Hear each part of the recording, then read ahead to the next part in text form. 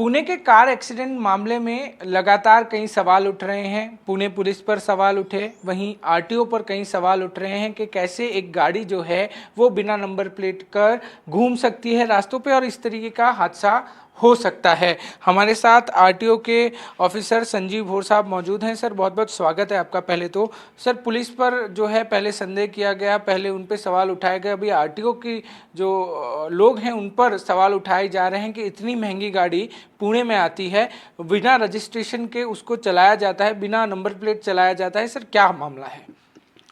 ये जो कल्याणी नगर के अपघात में इन्वॉल्व गाड़ी है, वो गाड़ी को बेंगलोर के डीलर से लिया गया था और बेंगलोर के डीलर से डिलीवरी होने के बाद उसका temporary registration RTO Bengaluru central की तरफ से जारी किया गया है।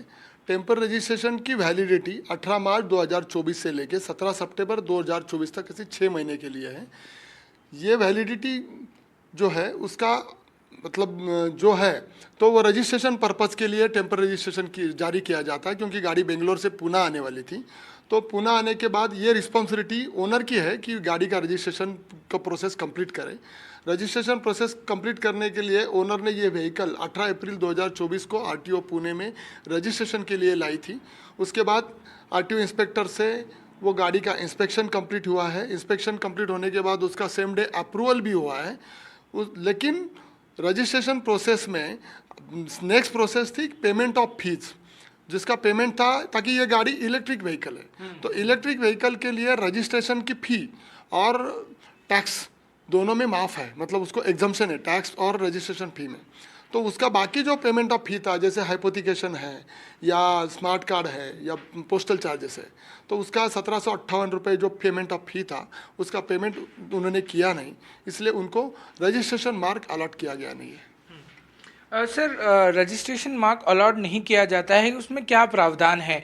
क्या क्या चीज़ें हैं जो बेहद ज़रूरी होती है जब इस तरीके का मामला होता है कि टैक्स नहीं भरा जाता है या कुछ फीस नहीं भरी जाती है, तो क्या प्रावधान होता है? कोई पनिशमेंट दी जाती है, कोई फाइन लगाया जाता है, ऐसा कुछ है सर?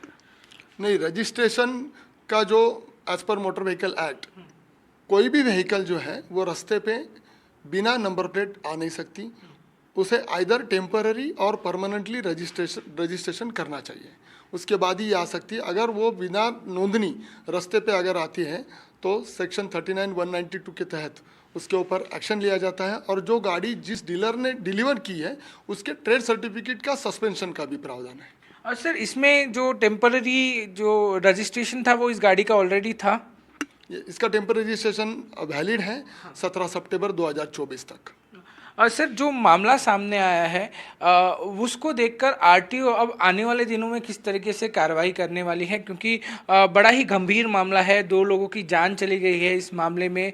बहुत सारी जगहों पर हम देखते हैं कि आरटीओ कड़ी कार्रवाई करती है। अगर कोई नॉर्मल गाड़ी भी हो और उसने रजिस्ट्रेशन ना कराया है और टेम्पररी रजिस्ट्रेशन भी हो तो उससे कागजात मांगे जाते हैं, सारी चीज़ें जो हैं वो दिखाई जाती हैं। आने वाले दिनों में पुणे जो आरटीओ है वो किस तरीके से काम करने की सोच रहा है अब?